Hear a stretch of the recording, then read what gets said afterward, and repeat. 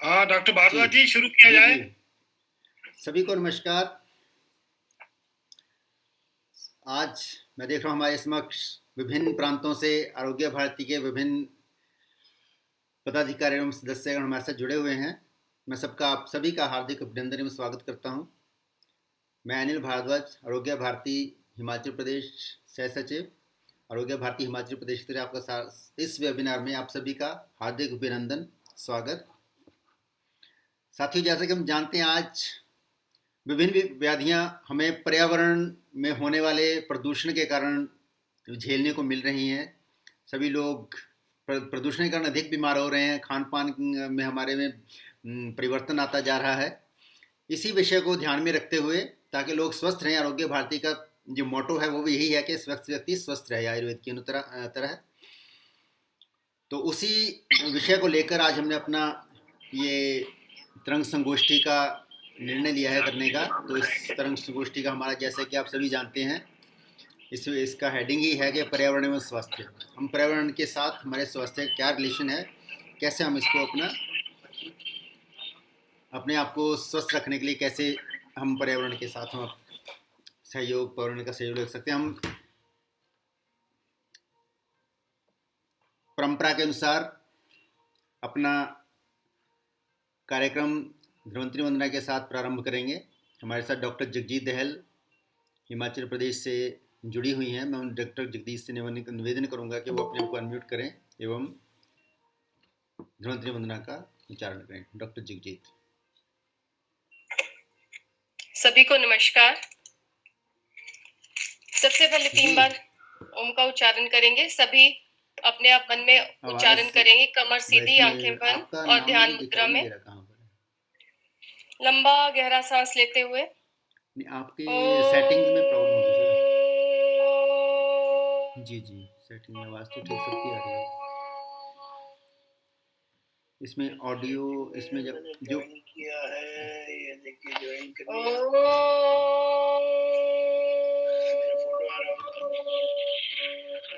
मेरे भी आ रही है। इस पे कर लो। आवाज आ रही है? मेरे में आ रही है। आपकी आवाज इसमें तो आ रही है, मेरे इसमें। नमामि धन्वन्तरिम् आदिदेवम् सुरासुरे वन्दित पादपद्मम् लोके जरारुक भय मृत्युनाशम् दातारम् ईशं विविधौषधीनां न त्वं कामये राज्यम् न स्वर्गं न पुनर्भवम् कामये दुःखतप्तानां प्राणिनामार्तिनाशनम्। ओम। धन्यवाद। धन्यवाद डॉक्टर जगजीत। जैसे कि आप सभी जानते हैं, आज के हमारे कार्यक्रम के मुख्य अतिथि डॉक्टर अशोक वार्ष्णेय जी। अनिल जी का माइक ऑफ है। अनिल जी म्यूट है, आप माइक ऑन करिए।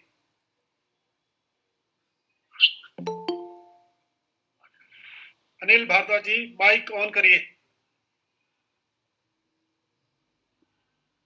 जी धन्यवाद डॉक्टर जगजीत। आज के हमारे वेबिनार के जो हमारे मुख्य अतिथि हैं वो डॉक्टर अशोक वार्ष्णेय जी, आरोग्य भारती के राष्ट्रीय संगठन सचिव, राष्ट्रीय स्वयंसेवक में प्रचारक के रूप में अपना कार्य किया बहुत देर तक इन्होंने। तत्पश्चात आरोग्य भारती का संगठन का कार्य आज तक देख रहे हैं। इनके बारे में आप सब लोग बहुत अच्छी तरह जानते हैं। आज के हमारे जो दूसरे मुख्य वक्ता हैं वो श्री मेहरा जी हैं, रोहित मेहरा जी, जो इंडियन रेवेन्यू सर्विस से में IRS हैं। इस समय additional income tax commissioner Amritsar में पोस्टेड हैं। पर्यावरण के साथ इनका बहुत ही गहरा लगाव है। बहुत सारे इस राष्ट्र में विभिन्न स्थानों पर हरियाली उत्पन्न करने में, हरा भरा करने में इनका बहुत बड़ा योगदान और सहयोग हमेशा मिलता है या रहता है। जैसा कि मैंने बताया, रोहित मेहरा जी 2004 बैच के IRS ऑफिसर हैं। लगभग 9 लाख पौधे आज तक लगा चुके हैं। 105 माइक्रो फॉरेस्ट इन्होंने लगाए हैं। वृक्ष आयुर्वेद के नाम के सिद्धांत के ऊपर कार्य करते हैं। 700 वर्टिकल गार्डन्स जो इन्होंने बनाए हैं, जैसे कि बहुत सारी हम पानी पी करके या किसी प्रयोग करके बहुत सारी प्लास्टिक की बोतलें फेंक देती हैं, उस बोतलों का बहुत ही बढ़िया उपयोग करके एक वर्टिकल गार्डन, जो 700 वर्टिकल गार्डन बनाए, जिसमें 70 टन के आसपास प्लास्टिक, जो वेस्ट प्लास्टिक था, वो इन्होंने उसमें प्रयोग किया और उसका सदुपयोग किया। हम ये कहना चाहूँगा। तो विश्व का सबसे पहला tree and plant hospital doctor Rohit Mehra ji ने स्टार्ट किया। हमारे दूसरे वक्ता हैं श्री किशोर भट्ट जी। उनके बारे में भी आप सभी लोग जानते हैं। विभिन्न समय पर हम उनका वेबिनार में हम उनका सहयोग मिलता रहता है। किशोर भट्ट जी भावनगर गुजरात के रहने वाले हैं। पौधों के साथ बहुत प्रेम है उनका। जो भी हमारे विलुप्त प्रजातियों के पौधे हैं, जो पौधे हमारे कम होते जा रहे हैं, या जहाँ भी किसी को पौधों की ज़रूरत होती है, जो उसका ये एक प्लांट का सीड बैंक के रूप में कार्य करते हैं। सीड बैंक को प्रिजर्व करने का, विभिन्न स्थान पर पहुँचाने का, जहाँ भी जिसकी ज़रूरत होती है वहाँ पर ये उनको सीड्स को पहुँचाते हैं। इनका बहुत ही अच्छी पकड़ है औषधीय पौधों के ऊपर। आज का हमारा जो कार्यक्रम हो रहा है वो हमारे डॉक्टर राकेश पंडित जी, जो आरोग्य भारती के राष्ट्रीय अध्यक्ष हैं, उनके मार्गदर्शन, उनके सहयोग के साथ और उनके अध्यक्षता में ये कार्यक्रम हम आज कर रहे हैं। मैं डॉक्टर राकेश जी को मुबारकबाद देना चाहूँगा कि उन्होंने अभी अपना राष्ट्रीय अध्यक्ष का कार्यभार या दायित्व ग्रहण किया है। इससे पूर्व डॉक्टर राकेश जी हिमाचल प्रदेश में उप निदेशक के पद से सेवानिवृत्त हैं। तत्पश्चात अपना पूरा समय ये आरोग्य भारती के विभिन्न कार्यक्रमों में या आरोग्य भारती को आगे बढ़ाने में करते हैं। उसके कार्यक्रमों में सम्मिलित होते हैं, उसके कार्यक्रमों को आगे बढ़ाते हैं। प्लांट्स के ऊपर, पौधों के ऊपर इनका बहुत अच्छा इनका रिसर्च होता है। हमें समय समय पर सोशल मीडिया पर इनके जो मार्गदर्शन मिलता रहता है।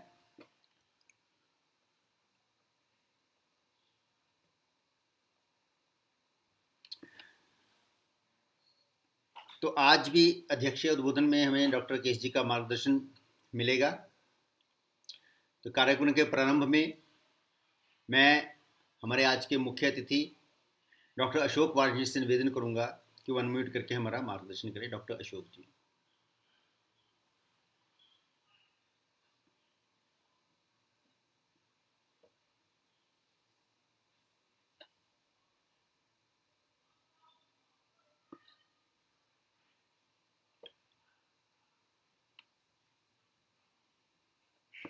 डॉक्टर अशोक वाजपेयी जी यात्रा में है, कहीं ट्रैवलिंग कर रहे हैं, तो उनका अभी लिंक टूट गया है, शायद जोड़ रहे हैं अभी। उनके बाद में थोड़ी देर पहले जम्मू कश्मीर प्रांत के प्रवास पे हैं आजकल वो।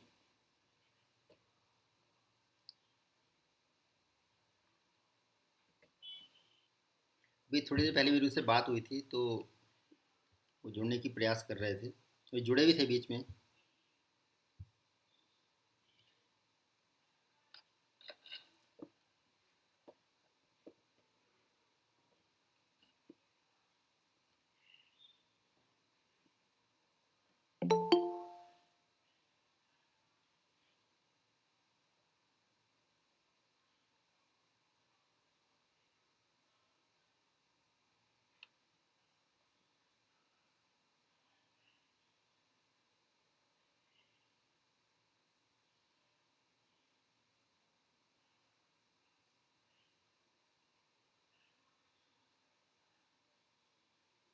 मुझे लगता है आप वो जुड़ गए हैं सर, लेकिन अनम्यूट। नमस्कार अशोक जी। आप वाशनी, नमस्कार। अपने आप को अनम्यूट कीजिए प्लीज।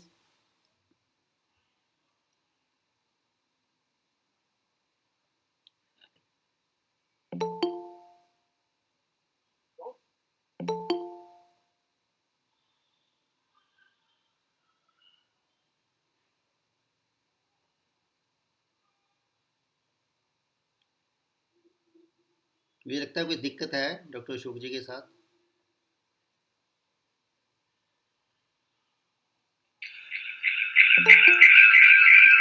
हेलो जी जी, मेरी आवाज आ रही है हाँ क्या? जी, आ रही है जी, आवाज़ आ रही है आपकी।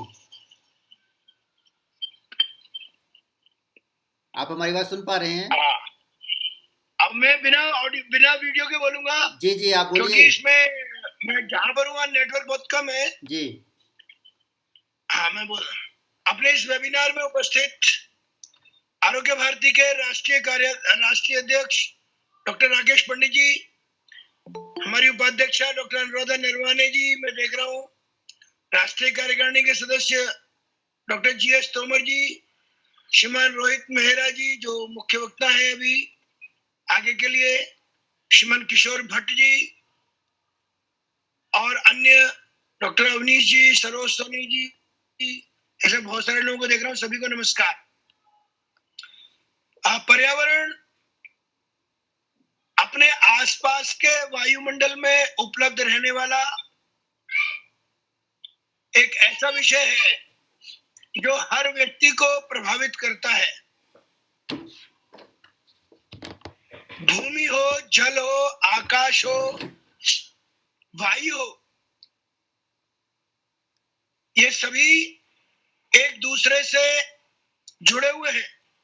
प्रकृति में एक स्वाभाविक रूप से सभी के साथ समन्वय है, लेकिन जब मनुष्य उस समन्वय का अतिक्रमण करता है, अति उपयोग करता है या जानबूझकर प्रज्ञा अपराध करता है, उस समय पर यह पर्यावरण का समन्वय या प्रकृति का समन्वय खराब होता है। इस प्रकृति के समन्वय में मनुष्य भी है, जानवर भी है, पेड़ पौधे भी। जब भी हम संपूर्ण स्वास्थ्य के बारे में चर्चा करेंगे तो हमको सभी मानव जाति, पेड़ पौधे और जीव जंतु सभी का विचार करना पड़ेगा। और इसीलिए पर्यावरण संरक्षण के समय ऐसे सभी प्रकार के विषय हमारे सबके ध्यान में आने चाहिए। कारण हर जगह का जो प्रदूषण है वो अलग अलग कारण से है।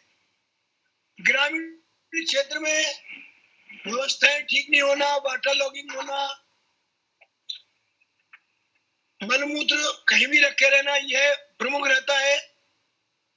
नगरीय क्षेत्र में अधिक वाहन है, वायु प्रदूषण है, इंडस्ट्रियल वेस्ट है, इंडस्ट्री का प्रदूषण है। फिर लोग अपने अपने प्रकार से पर्यावरण को नुकसान पहुंचाते हैं। इंडस्ट्रियल वेस्ट को नदी में सीधे बहा देंगे बिना एफ्लुएंट के, तो उसके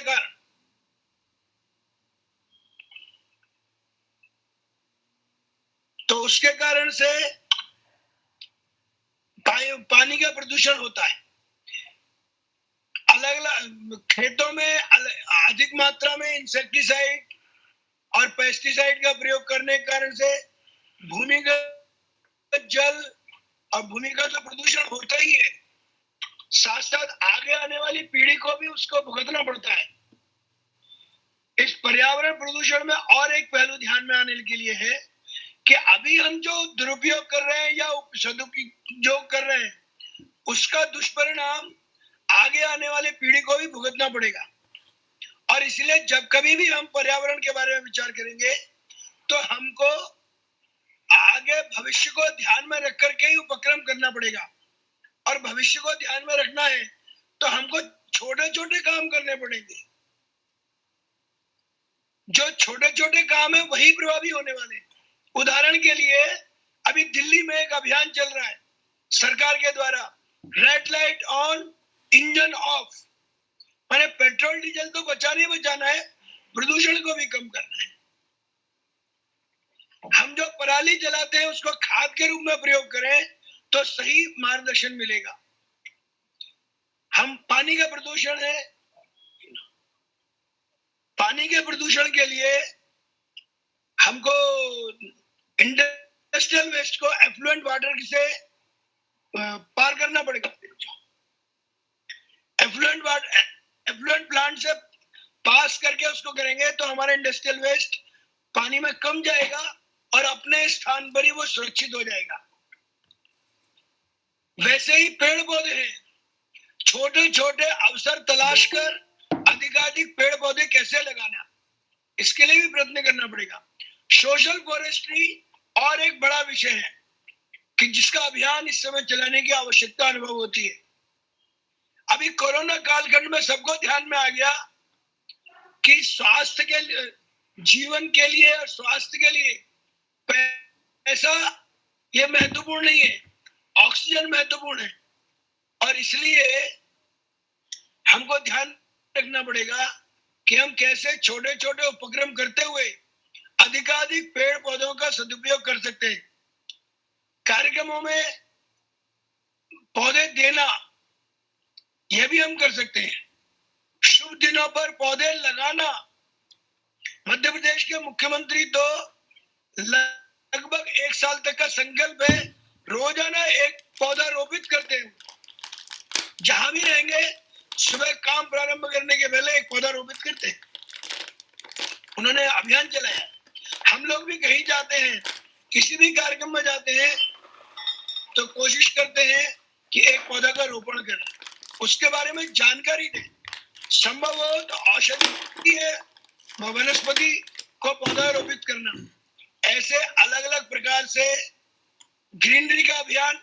नो प्लास्टिक, ये नो प्लास्टिक को भी समझना पड़ेगा अपने को कि जो सिंगल साइकिल पॉलिथीन है जो नष्ट नहीं होती, उसको हमको प्रयोग नहीं करना चाहिए।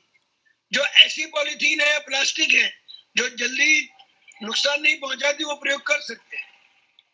इसलिए प्लास्टिक के बारे में भी सावधानी पूर्वक काम करना पड़ेगा। कागज के कप भी आते हैं, उनमें भी प्लास्टिक लेबलिंग है, तो हमको सावधान रहना चाहिए कागज के कप कौन से प्रयोग करना। प्लास्टिक की लेबलिंग बाहर है कि अंदर है? बाहर है तो थोड़ा बहुत आप उसके पदार्थ का प्रयोग कर सकते हैं। अंदर अगर है तो प्लास्टिक घुल करके आपके पेट में ही जाने वाली है। चीज छोटी है, इसको ध्यान में रखना है। वैसे ही वाटर मैनेजमेंट, 97% पानी यह समुद्र के अंदर है, 3% पानी है, 3% में से केवल 1% पानी पीने योग्य है, और उसका भी 80% इंडस्ट्रियल वेस्ट में जाता है, इंडस्ट्री में यूज होता है। केवल थोड़ा सा पानी जो ड्रिंकिंग वाटर है, अगर हमने उसका सदुपयोग नहीं किया तो आने वाले समय में स्वास्थ्य की दृष्टि से बहुत हानि होगी। आज बहुत सारे रोग केमिकल खाद के प्रयोग के कारण से हो रहे हैं। अगर हम ऑर्गेनिक खाद का प्रयोग करें तो शायद इस अवस्था को रिवर्स कर सकते हैं। ऐसे छोटी बड़ी चीजें या अभियान लेना शुरू करेंगे तो हम देखेंगे कि हम पर्यावरण को सुरक्षित कर सकते हैं, हम भी सुरक्षित रहेंगे। उसी तरह से जहां सड़क के किनारे मकान है और बहुत वाहन चलते हैं, वहां आसपास रहने वाले लोगों के सुनने की क्षमता कम होती है। खदानों में जब ब्लास्ट होता है वहां पर भी समस्या होती है। ऐसी अवस्था में हमको कुछ ना कुछ उपक्रम सोचना चाहिए, और यह विषय केवल एक बार के वेबिनार में काम नहीं होगा, हमको अनेकों वेबिनार करने पड़ेंगे, साहित्य तैयार करना पड़ेगा, तब हम स्वच्छता, greenery, no plastic, water management, ऐसे सभी प्रकार के विषयों को पर्यावरण और स्वास्थ्य के साथ जोड़कर हम कर सकते हैं।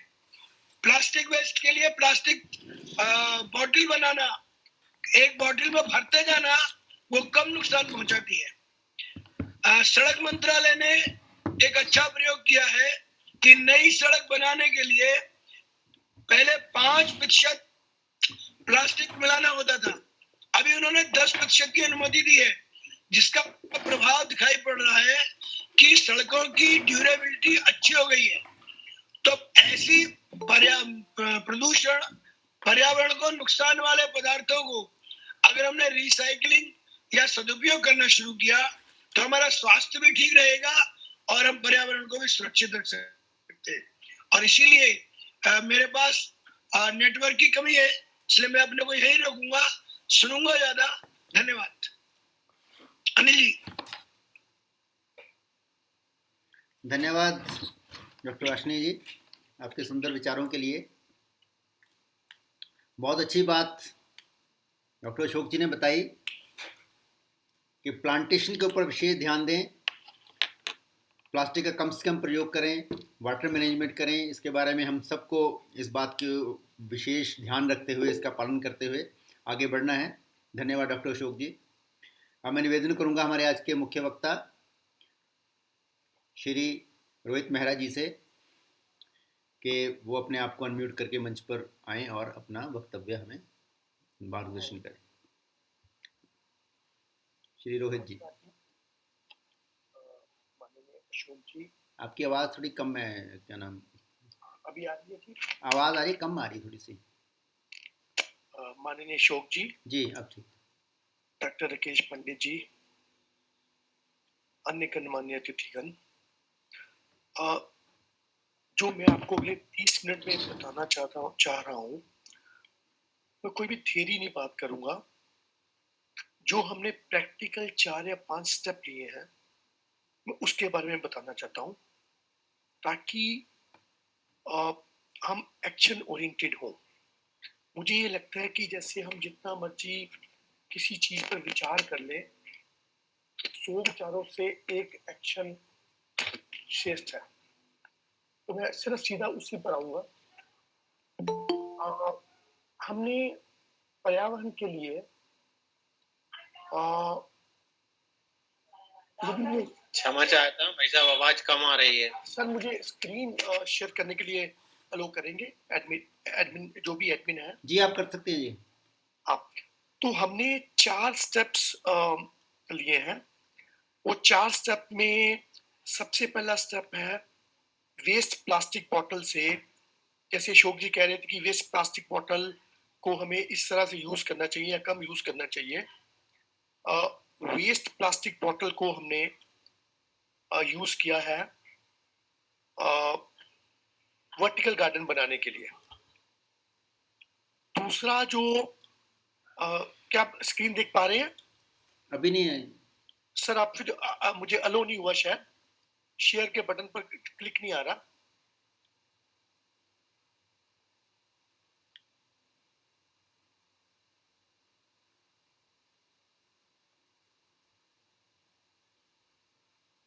मेरा से आपका म्यूट हो गया है, म्यूट।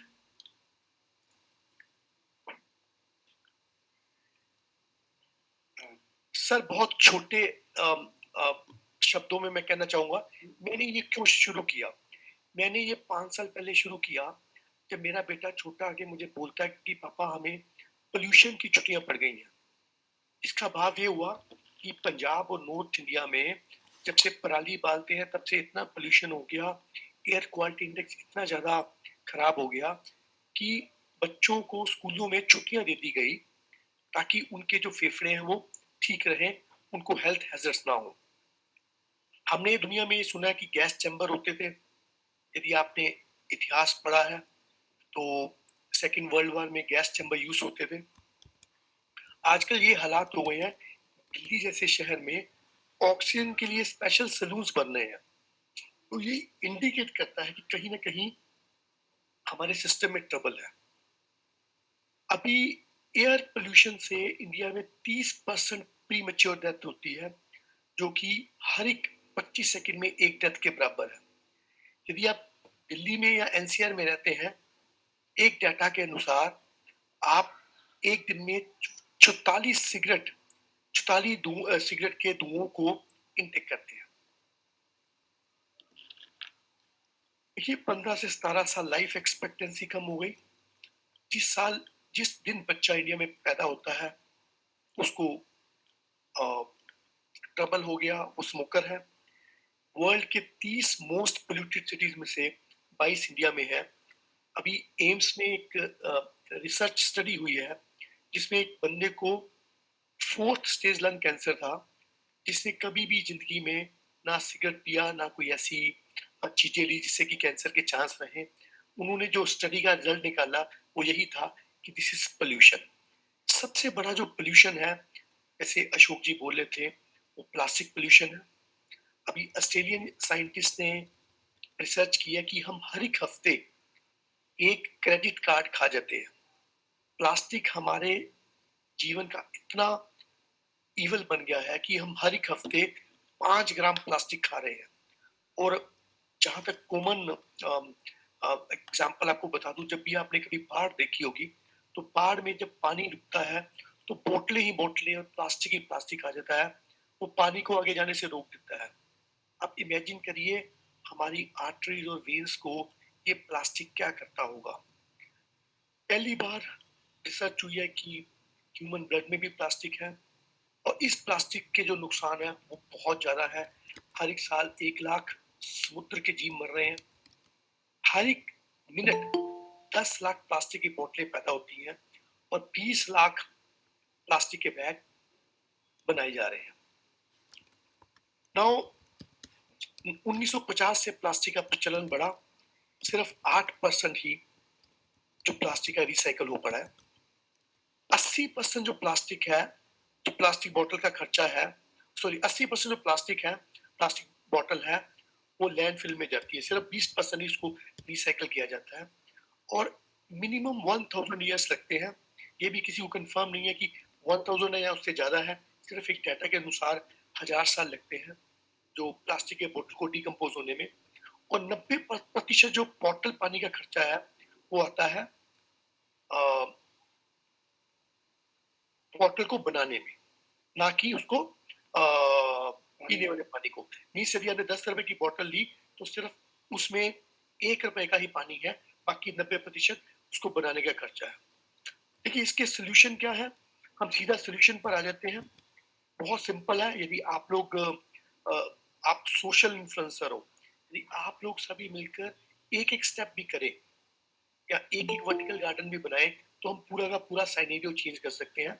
मैं फॉरेन में 3-4 बार गया हूँ, वहां लोगों ने इंडिविजुअल लेवल पर शुरू किया है, धीरे धीरे वो एक मूवमेंट बन गई। देखिए ये बहुत सिंपल तरीका है। आपको बॉटल को मार्क करना है। मेरी जो बैकग्राउंड है वो, मैं सोशल साइंटिस्ट हूँ, मुझे साइंस का एबीसी भी नहीं प्रॉपर आता, फिर भी हम इसको कर पाए हैं क्योंकि ये बहुत सिंपल टेक्निक है। बॉटल को मार्क करना है, इसको कट करना है, इसके पीछे होल डालना है, और जो ढक्कन है उसमें छेद डालना है ताकि पानी निकल जाए। ये इंस्टॉलेशन के लिए रेडी है।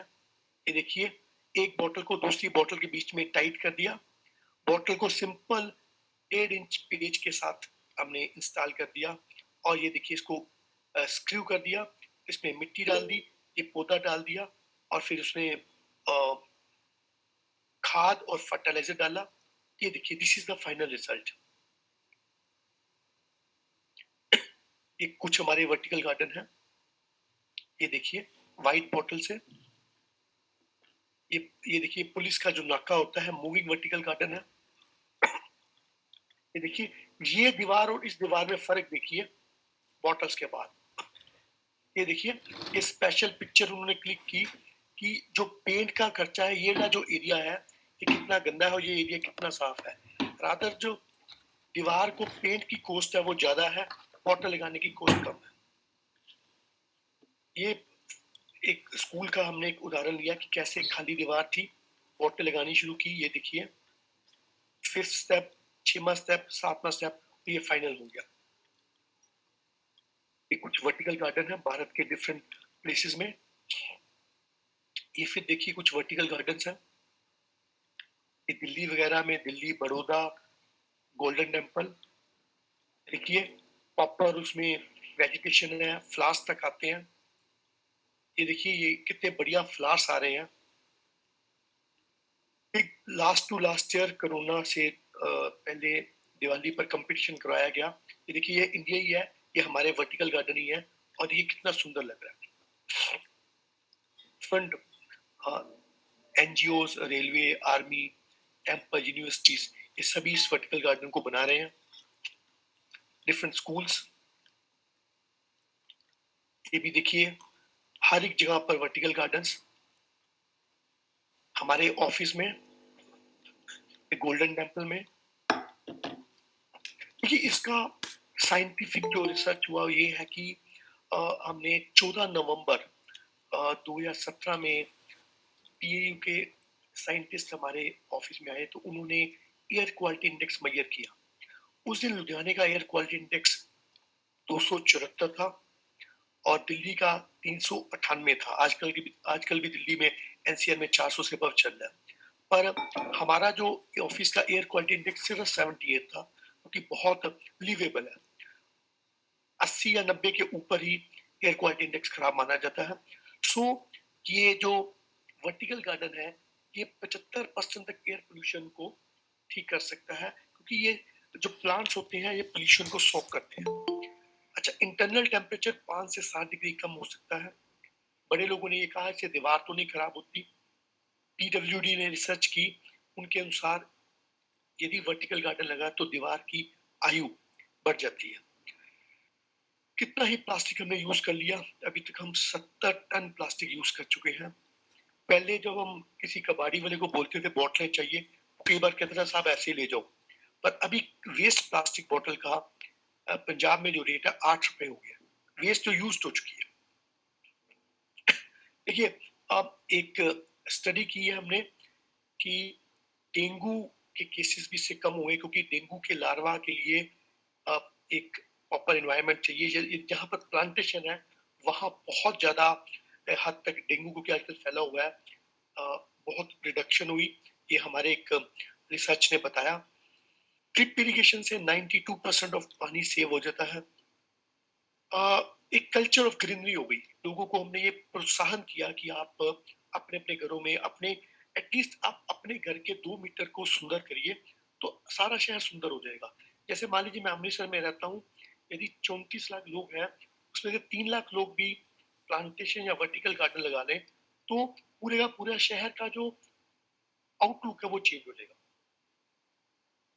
ये हमने डिफरेंट जगह पर 8 स्टेट 25 डिस्ट्रिक्ट, ये पुराना थोड़ा डाटा है, पर अभी तक हम 7 लाख बॉटल यूज कर चुके हैं। देखिए, बहुत जगह पर हमारे पास लिम्का बुक ऑफ रिकॉर्ड भी है, जिसमें कि वर्ल्ड का सबसे बड़ा वेस्ट बोतल से प्लास्टिक वर्टिकल गार्डन क्रिएट किया। अभी IIT, IIM, गोल्डन टेम्पल, ये मसूरी जो जहाँ IAS की ट्रेनिंग होती है, वहां भी वर्टिकल गार्डन लगाया गया।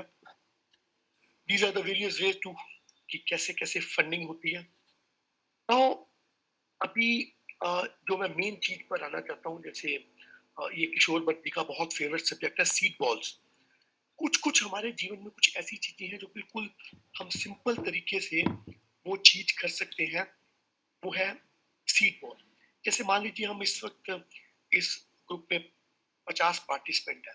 यदि हम सोचे कि कल हमें प्लांट्स लगाने हैं, पेड़ लगाने हैं, तो हम कम से कम मैक्सिमम 5 पेड़ लगा पाएंगे। पर सीड बॉल एक ऐसी टेक्निक है जिससे हम एक दिन में 10-20 हजार सीड बॉल फेंक सकते हैं और उससे प्लांटेशन हो सकती है। सीड बॉल बेसिकली है क्या?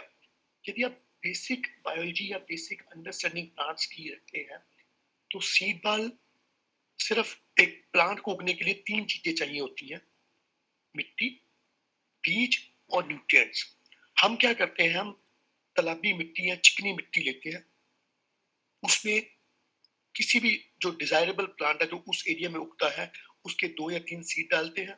साथ में थोड़ा सा जो कोकोपीट है, नारियल का खोल या नारियल का बुरादा या सूखा गोबर, ये डाला जाता है। तो इससे और उसको सुखा लिया जाता है। जब सुखाते हैं तो आप जहां भी उसको फेंकोगे तो वो कभी ना कभी प्लांट उसमें से स्प्राउट होगा। और इसका जो सक्सेस रेशियो है 80 से 85% है। अभी हरियाणा गौशाला आयोग ने के साथ हमने एक वर्कशॉप की। उन्होंने पूरी की पूरी गौशाला में जितनी भी हरियाणा गौशाला के अंडर गौशाला आती है, सभी को सीड बॉल बनाने के लिए लगा दिया। जहां भी आप सीड फेंकोगे, जब भी उसको पानी मिलेगा तो सीड उग जाएगा। एक सिंपल प्रश्न बहुत लोग पूछते हैं कि सीड को ऐसे क्यों ना फेंकें? यदि ऐसे फेंकेंगे तो एनिमल द्वारा, जानवर या चिड़ी या पक्षी द्वारा उसको खाने या खराब होने का डर रहता है। अमेरिका में उन्होंने क्या किया है, अब जहाजों से सीड बॉल फेंकना शुरू कर दिया है, तब उसको हम सीड बॉम्ब कहते हैं। तो हमने 30 लाख के आसपास सीड बॉल बनाए। अभी बना तो लिए, अभी फेंकेंगे कैसे? हमने ये देखिए डिफरेंट सीड बॉल्स हैं, बच्चे बना रहे हैं। ये देखिए ये सीड बॉल मशीन है। ये सीड बॉल यदि घर पड़े रह गए उसमें से अपने आप ही प्लांट निकल आया। ये देखिए ये स्प्राउटिंग है, ये प्लांट कितना बड़ा हो गया अपने आप ही निकल गया। तो हमने लुधियाना में एक जगन्नाथ रथ यात्रा होती है, तो हमने उनके साथ टाई अप किया कि आप क्या तुलसी के सीड बॉल को प्रसाद के तौर पर बांट सकते हैं।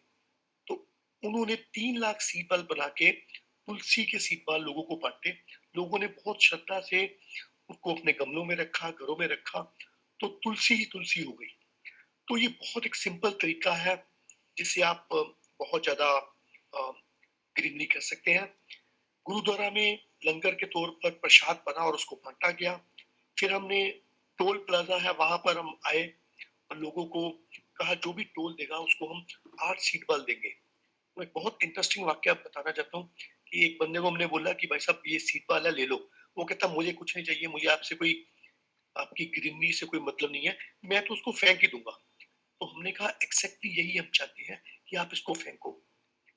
फिर हमने ड्रोन से सीट बल्ब फेंकवाए।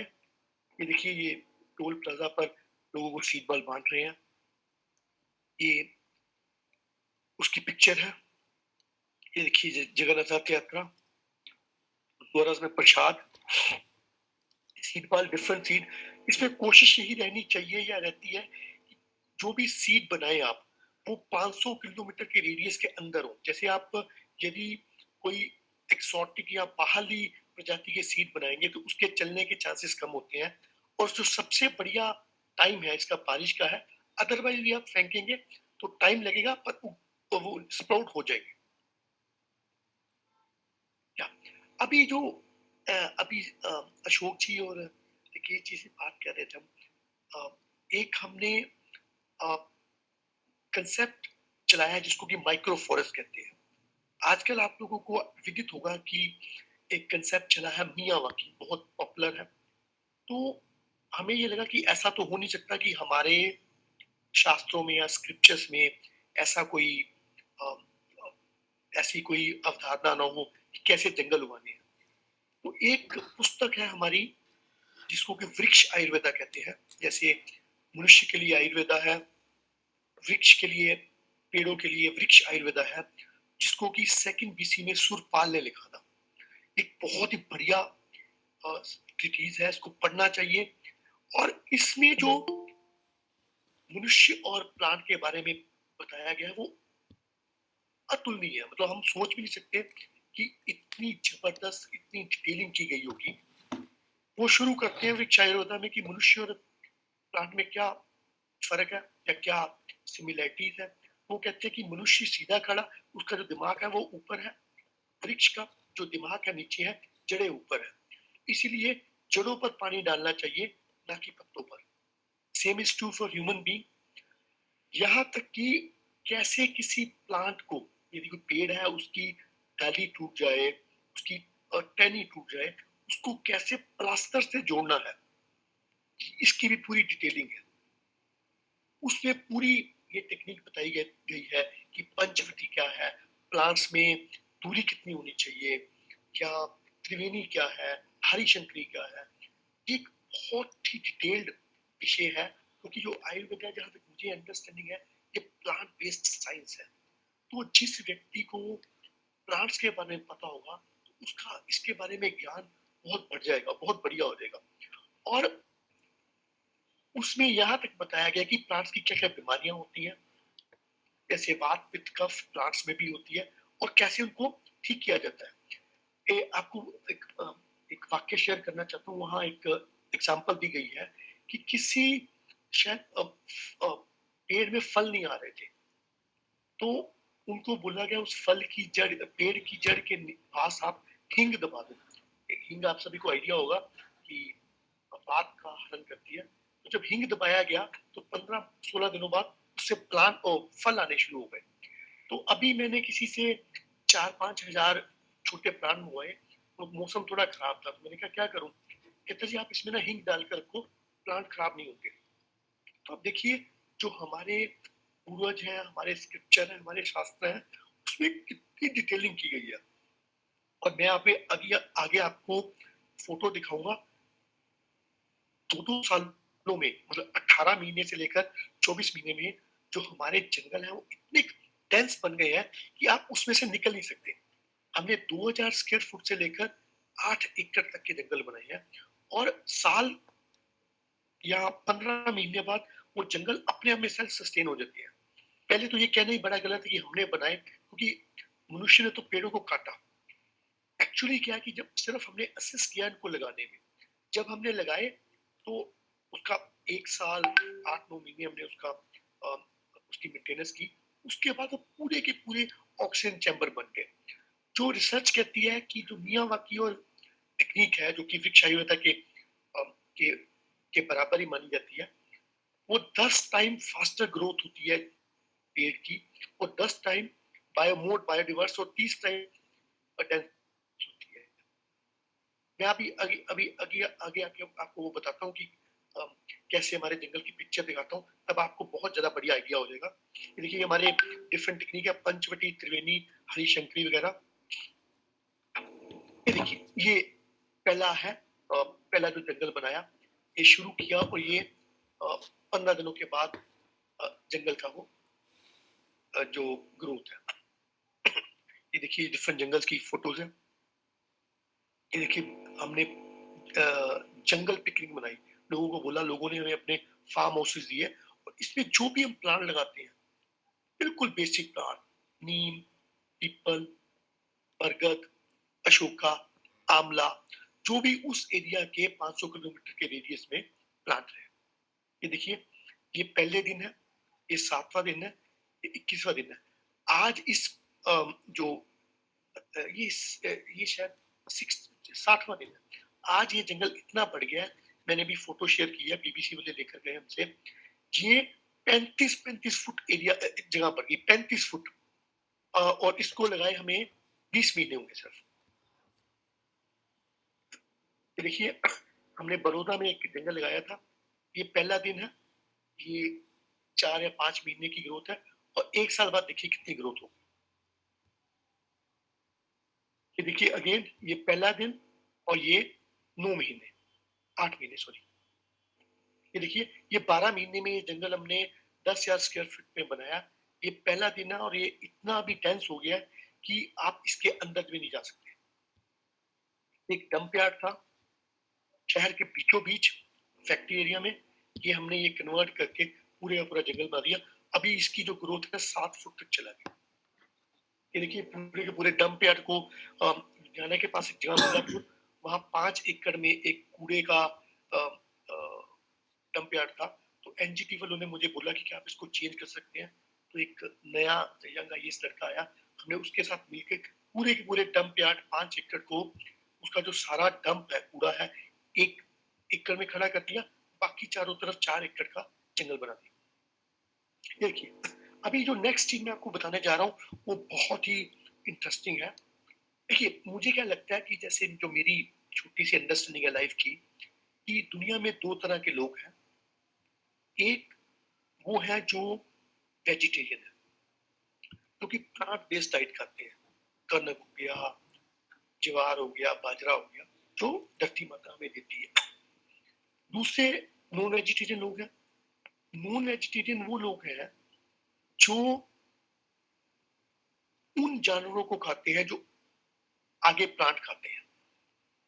सो दोनों ही केसों में हमारी जो स्वास्थ्य है, हमारी हेल्थ है, हमारी जो बेसिक बॉडी का कॉन्स्टिट्यूएंट है वो प्लांट है। यदि प्लांट सही नहीं रहा तो हमारी हेल्थ सही होनी नहीं हो सकती। ये मेरी बहुत बेसिक अंडरस्टैंडिंग है। जो पंच तत्व मेरे में काम कर रहे हैं वही प्लेनेट में काम कर रहे हैं। यदि मैं ऑक्सीजन को लेता हूँ और एक्सेल करता हूँ तो प्लांट्स को वो लेते हैं। जो प्लांट्स हैं वो इस धरती माता के लंग्स हैं। तो ये समझना कि मैं एक बिना प्रकृति को, अपने एनवायरनमेंट को, वातावरण को, जैसे हमारे संस्कृत में वर्ड आता वातावरण, वात और आवरण, जो हमारे आसपास का आवरण है, जो हवा है, इसके बिना मैं सरवाइव कर पाऊंगा, ये मेरी बहुत ही बड़ी एक भूल हुई और उसी भूल को हम भुगत रहे हैं। आज देखो वर्ल्ड में ग्लोबल वार्मिंग हो गई, ये हो गई, तो जब हमें ये लगा कि दुनिया में मनुष्य के लिए एक हॉस्पिटल है, जानवरों के लिए हॉस्पिटल है, पक्षियों के लिए हॉस्पिटल है, क्या दुनिया में प्लांट के लिए हॉस्पिटल हो सकता है? तो हमने ये आइडिया और ओपन किया। मेरे साथ मैं बहुत प्रभु की कृपा है कि बड़ों की ब्लेसिंग है, मेरे साथ बहुत ज्यादा बॉटनिस्ट, इन्वायरमेंटलिस्ट, ट्री लवर और बहुत से लोग जुड़े हुए हैं। तो हमने एक कंसेप्ट दिया, ट्री एंड प्लांट हॉस्पिटल। जो मनुष्य और प्लांट में फर्क है ये यही है कि प्लांट चल नहीं सकता और उसकी जो बीमारियां हैं वो भी सेम है। यदि आप इसको डिटेल में स्टडी करोगे, उनकी भी केमिकल रिलेटेड, बायोलॉजिकल रिलेटेड या फिजिकल प्रॉब्लम्स है। हमने जो प्लांट की 32 तरह की प्रॉब्लम्स आइडेंटिफाई की। जैसे आप जिस भी शहर में रहते हो, लोग क्या करते हैं, पेड़ को ट्री गार्ड लगा देते हैं, पेड़ बड़ा हो जाता है, ट्री गार्ड लगा रहता है, वो पेड़ की जो ग्रोथ है उसको रोकता है। उस चीज को बहुत से लोगों को ये आइडिया नहीं है कि उससे प्लांट की ग्रोथ रुक जाती है। जैसे बहुत से लोग, कोई पेड़ है उसके चारों तरफ टाइलें लगा देते हैं। अभी नेशनल ग्रीन ट्रिब्यूनल ने ऑर्डर दिया है कि आप प्लांट के जो पेड़ है उसके आसपास बिल्कुल टाइलें नहीं लगा सकते, आपको 2-2 फुट छोड़ना पड़ेगा ताकि प्लांट की ग्रोथ हो। बड़े लोग प्लांट में, पेड़ में कील लगा देते हैं। आजकल नया तरीका है, लोग पेड़ को काटने से डरते हैं क्योंकि मीडिया में आ सकता है या पता चल सकता है, वो प्लांट को आजकल टीका दे देते हैं। तो हम उसको डीपॉइजन करते हैं। एक बहुत ही इंटरेस्टिंग वाक्य ये रहा कि जब हमने ये हॉस्पिटल शुरू किया तो एक हमने फ्री नंबर शुरू किया। तो किसी का फोन आया कि भाई साहब हमारे घर में नहीं हो गई है। तो मैंने कहा जी इससे हमारा क्या रिलेशन हुआ? तो कहता नहीं सर, हमारे घर में डिवीजन हो गई है मेरे भाई में, पर हमारा जब डिवीजन हुआ जो कोठी का, मेरे दादाजी ने एक आम का पेड़ लगाया था, वो 15 फुट उधर भाई की तरफ चला गया। क्या उसको किसी तरीके से इधर ला सकते हो? आप रूट करके रीरूट कर सकते हो। तो लोगों को पेड़ों से या प्लांट से बहुत प्यार है, सिर्फ उनको चांस नहीं मिल रहा कि कैसे इसको वो किया जाए, कैसे इसको नर्चर किया जाए। तो इसके लिए हमने एक सिंपल फ्री ऑफ कॉस्ट एक वो रखा है, एक व्हाट्सएप नंबर है, आप उस पर क्वेरी डालो तो हमारे जो पीछे एक्सपर्ट हैं, जो बहुत से लोग हैं जिसमें काफी लोग साइंटिस्ट भी हैं, तो हम उनको वो प्रॉब्लम भेजते हैं, तो वो उस प्रॉब्लम को डायग्नोज करके नेचर बेस्ड चीजों को वो उसकी प्रिस्क्रिप्शन देते हैं। तो हम अपने बंदे भेजते हैं या उनको बता देते हैं कि आप इसमें ये पर्टिकुलर मेडिसिन डालिए, ये डालिए। तो ये हमारा वृक्ष हॉस्पिटल में एक एम्बुलेंस भी है। देखिए ये जो भी मेडिसिन तैयार हुई है, ये वृक्ष आयुर्वेदा बेस पर और नेचर बेस पर मेडिसिन है। इसमें हम पंचगव्य यूज करते हैं, इसमें नीमस्त्र है, ब्रह्मस्त्र है, सोमस्त्र है। ये देखिए ये डिफरेंट, ये देखिए ये और एक तरीका है कैसे हमने वो किया। नाउ देखिए ये 30 तरह की सर्विसेज है जो हम प्रोवाइड करते हैं। ये टोटली फ्री ऑफ कॉस्ट है, इसमें कोई पैसा नहीं लेते। हमारा यही है कि लोगों के मन में इन्वायरमेंट के प्रति, नेचर के प्रति एक अच्छा भाव आना चाहिए। अभी तो ये हाल हो गया कि हमारे उस नंबर पर फौरन से बहुत मैसेज आते हैं कि आप हमारे प्लांट को आप कैसे ठीक कर सकते हैं। और अभी नेशनल स्किल ट्रेनिंग इंस्टीट्यूट है गवर्नमेंट ऑफ इंडिया का, उन्होंने हमसे प्लांट डॉक्टर बनने का सिलेबस बनवाया मेरे से। आप इमेजिन करिए, यदि हम इंडिया में हमारी जो नेचर बेस्ड नॉलेज है इतनी ज्यादा है, यदि हम प्लांट बेस्ड पर कुछ 10-15 हजार डॉक्टर प्रोड्यूस करते हैं तो पूरे ग्लोब में हम इतनी ज्यादा रेवेन्यू क्रिएट कर सकते हैं और इतना बढ़िया एम्प्लॉयमेंट दे सकते हैं। जैसे देखिए बहुत से मेरी कजन है, मेरी उससे बात होती है, वो एमएससी बॉटनी है, एमएससी बॉटनी फिजिक्स या आप यदि वो करते हो तो प्रॉब्लम सिर्फ ये है कि आपके पास सिर्फ CSIR और टीचर बनने के अलावा कोई चारा नहीं है। तो ये बहुत अल्टरनेटिव तरीका है जो हम प्रॉपरली एम्प्लॉयमेंट जनरेशन के लिए और आयुर्वेदा के साथ उसको लिंक कर सकते हैं। अच्छा, अभी मैं एक दो चीजें अपने कंसेप्ट बताना चाहता हूँ कि मैं कैसे मुझे प्लांट्स और ये जो जंगल है इसके बारे में मेरे क्या थॉट है। देखिए, मुझे क्या लगता है कि हम ह्यूमन बीइंग इस धरती माँ की एक्सटेंशन है। मान लीजिए मैं आज सुबह फ्रूट खाता हूँ, एप्पल खाता हूँ, 2-3 घंटों में वो एप्पल मेरा पार्ट बन जाता है, जो मुझे चाहिए होता है मेरा शरीर ले लेता है और वो बाकी जो चीजें वो एक्सक्रीट हो जाती है। सिमिलरली जो भी मैंने लिया वो पंच तत्वों का पार्ट है।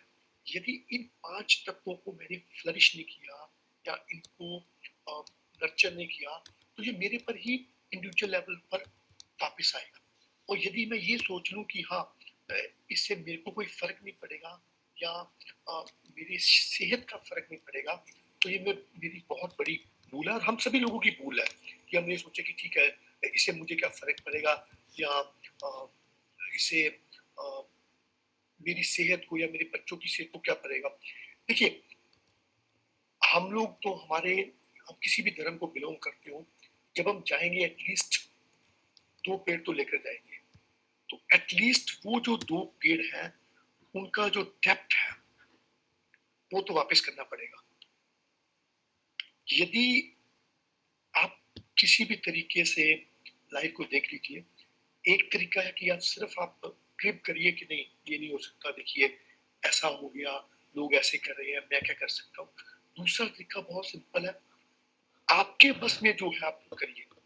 हमने 5 साल पहले शुरू किया था तो मैंने अपने आप से प्रण किया था कि मैं अपने जीवन मरने से पहले 1 लाख पेड़ लगाऊंगा। मैं 9 लाख ऑलरेडी लगा चुका हूँ और मेरी ये इच्छा है कि मैं अभी 1 करोड़ पेड़ लगाऊं और मुझे 1000 जंगल बनाना है। हमारे 110 के आसपास जंगल हुए हैं। तो जब तक आप लोग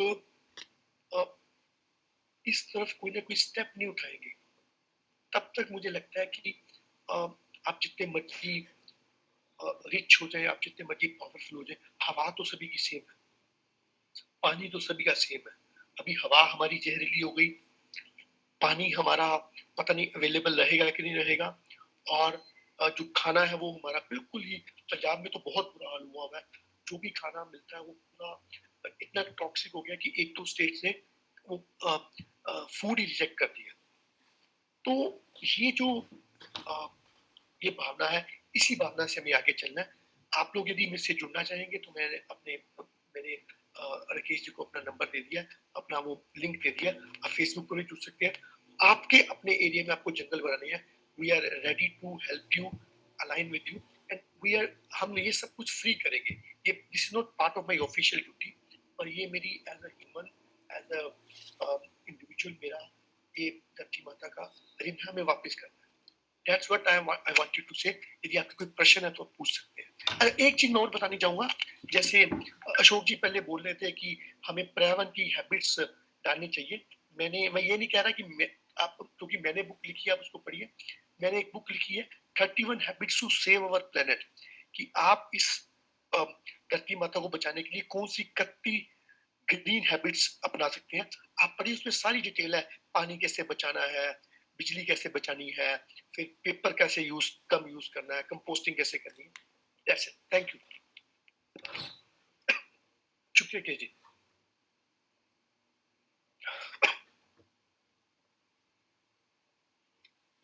धन्यवाद मिस्टर बेहरा, बहुत ही जबरदस्त आपने बातें कही, क्योंकि आप ग्राउंड लेवल पे काम करते हैं। जो ग्राउंड लेवल पे काम करते हैं वो दिल से बोलते हैं, उनकी बात का प्रभाव रहता है। तो मैं अनिल जी से कहूंगा आगे बढ़े जरा। धन्यवाद डॉक्टर श्री रोहित जी। जी सीड बॉल का बहुत अच्छा उदाहरण आपने दिया। हमारे पहले हम वेबिनार भी कर चुके हैं सीड बॉल के ऊपर, तो ये बहुत ही बढ़िया एक साधन है हमें प्लांट्स को लगाने का, यहाँ वहाँ उसको फैलाने का। माइक्रो फॉरेस्ट की भी आपने बात की। आप रेवेन्यू फील्ड से होने के बावजूद आपने इतना बढ़िया काम किया है इस फील्ड में, तो इससे हमें प्रेरणा मिलती है, हमें आपका मार्गदर्शन मिला, इसके लिए आपका बहुत बहुत धन्यवाद। अब मैं निवेदन करूंगा हमारे अगले वक्ता श्री किशोर भट्ट जी से कि वो अपना माइक अनम्यूट करें और हमें अपना उद्बोधन प्रदान करें। श्री किशोर जी। सबको नमस्कार। राकेश पंडित जी और वाजपेयी जी को नमस्कार। राष्ट्रीय अध्यक्ष निमे जाने से हिमालय से आरोग्य भारती की विचारधारा कहीं वर्ल्ड में पहुंचने वाली है। मैं एक सेकंड का शंखनाद करके, क्योंकि कोरोना में शंखनाद भी माइक्रो बैक्टीरिया को नाश करने भी काम का है, हर बच्चे को सिखाना चाहिए।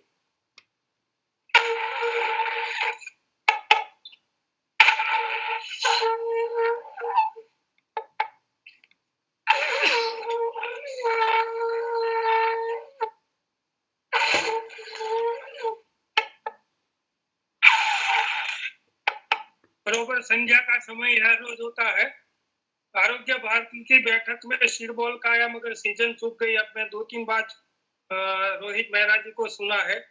लक्ष्य होना चाहिए, संकल्प होना चाहिए, समर्पित होना चाहिए, सब कुछ हो सकता है। अशोक वाजपेयी जी को सुना, शिरबोल मेरे पास है, करीब 10 लाख हम बना चुके हैं। माँ वसुंधरा को चेतन शक्ति और अमृत वर्षा के मिलते ज्यादा असर जड़ी बूटी होगी, और पंखी प्राणी और हमारी 84 लाख योनि में बहुत सारे वो खाते हैं, हमको खाद बनाते।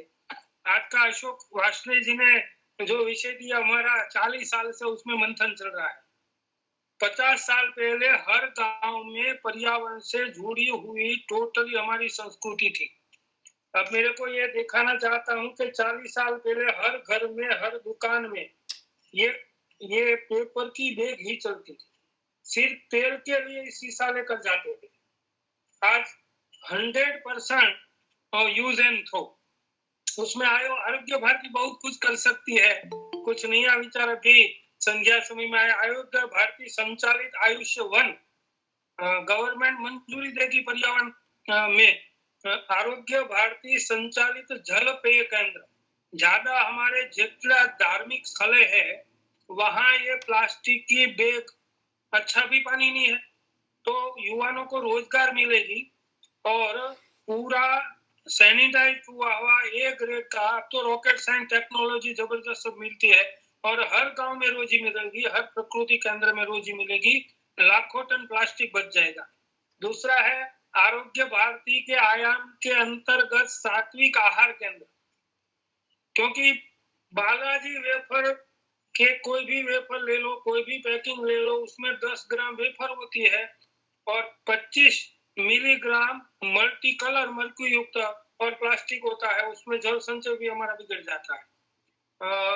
अशोक वाजपेयी जी बोला है, मैं आज दिखाता हूँ, फिर सेमिनार करेंगे हर पॉल्यूशन मुक्त करने के लिए, हर जल को पॉल्यूशन मुक्त, प्रदूषण मुक्त करने के लिए, एसिड कम करने के हर जिला में आरोग्य भारती आईएमजी को मार्फत बायो एंजाइम बैंक बननी चाहिए। और सब जगह हम बोलेंगे, जितने भी हमारे आरोग्य भारती के केंद्र है वहां सब जगह मिल जाएगा बायो एंजाइम। रिजल्ट मिला है और पानी प्रदूषण भी कम हो गया है गोदावरी में, और बहुत सरलता से क्लास 3 और क्लास 5 का बच्चा बना सकता है। मैंने करीब 1200 बालकों में तो कर दिया। तीसरा है हर गांव में अमृत जल, जीवामृत बैंक, देसी बीज बैंक और जड़ी बूटी सब्जी का सात्विक आहार मेला। अभी मैंने एक इनोवेशन किया है, मेडिकेटेड राइस बनाया है। अभी पूरा तो यह नहीं बोलूंगा, 100% सफलता मिली है सिर्फ जड़ी बूटी से, और कोई केमिकल नहीं, कोई प्रिजर्वेटिव नहीं। सबसे ये सात्विक आहार केंद्र से बच जाएंगे, वहां को रोजी मिलेंगे। ऐसे वेटिवर बैंक है, एक गांव में वेटिवर बैंक लग गई, हो जाएगा। बायो एंजाइम जो हजारों लीटर बहुत टोकन चार्ज में बन जाता है। और राकेश पंडित जी बोलेंगे तो पूरे आरोग्य केंद्र में लाइव बनाने की ट्रेनिंग हम दे देंगे। फिर अभी सीड आ रहा है, मैंने 4 दिन में सीताफल में से 500 सीड बल घर के ही इकट्ठे किए।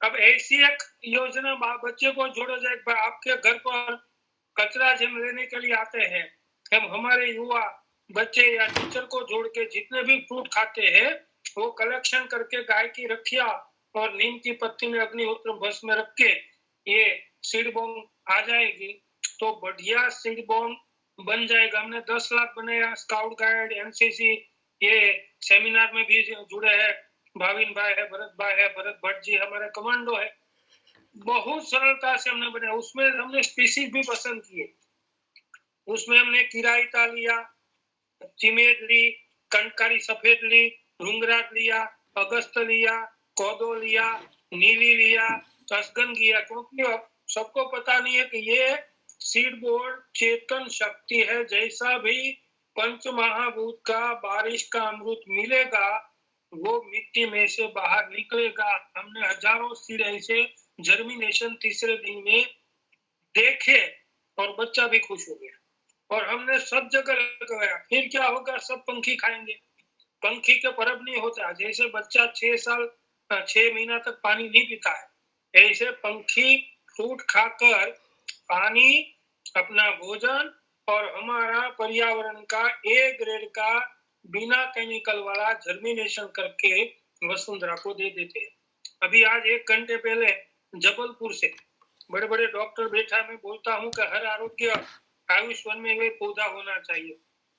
काला चित्र, लाल चित्रक भी आ गया है, दहीमन का 5 पौधा आ गया है और दहीमन के पौधे पर अन्वेषण होना चाहिए। मैं अभी बोलने में कोई स्पष्ट वक्ता हूँ, कोई ऐसा बोलता हूँ कि मेरे को जो आदिवासी टीम ने बताया कि दहीमन के पौधे के नीचे आजू बाजू आधा किलोमीटर में वाइन बनती नहीं है। वाइन पीने वाला नीचे से पसार होता वो उतर जाता है। हिरण को जो लगता है घाव वो उसके दहीमन के घसता है तो उसका घाव रुक जाता है। और बीपी कंट्रोल के लिए जबरदस्त पेड़ है। वृक्ष आयुर्वेद में हर एक पेड़ की, अथर्ववेद में हर एक पेड़ की औरा दिखाई गई है। जैसे पंचवटी, जैसे तीर्थंकर वन, जैसे राशि वन, जैसे नक्षत्र वन, हर पेड़ की हर एंगल में अलग अलग औरा है। हमको वो भी दिखाना चाहिए। बात करती है, हमने 2-3 पौधा लाया तो जबरदस्त काम करता है। तो ये सीड बॉम्ब बन जाएगी बालक की। और मैं बहुत चैलेंज के साथ करता हूँ कि मैं जो अकेला one man army senior citizen में हर साल 1 करोड़ बीज जो लगा सकता हूँ तो हर आरोग्य आयुष भारती में बहुत सारी क्रांति हो सकती है। क्योंकि आरोग्य भारती का आयाम ऐसा है कि पूरी नींव है। नहीं तो हम हर बच्चे को, हमारी नई पीढ़ी को कत्ल खाने के लिए भेजने के लिए तत्पर हो गए हैं। कत्ल खाना मीन्स पंच महाभूत बिगड़ेगा और नई पीढ़ी कोरोना से, सुनामी से, कैंसर से, डायलिसिस से मरने वाले हैं। भेंट में आपकी नहीं गाड़ी रहेगी, नहीं गहना रहेगा। तो हर गांव में ये 5-5 किलो का स्पॉन्सर ढूंढ लो कि भाई तेरे को ये पेपर बेच देने की। हर गांव में, हर होटल में, हर मंदिर में, हर मस्जिद में, हर गुरुद्वारा में बायो एंजाइम बैंक जबरदस्त टाइल क्लीनर है। अभी मेरे पास मुंबई की प्रोडक्ट आ गई है। छत्तीसगढ़ में जबरदस्त बायो एंजाइम बैंक है।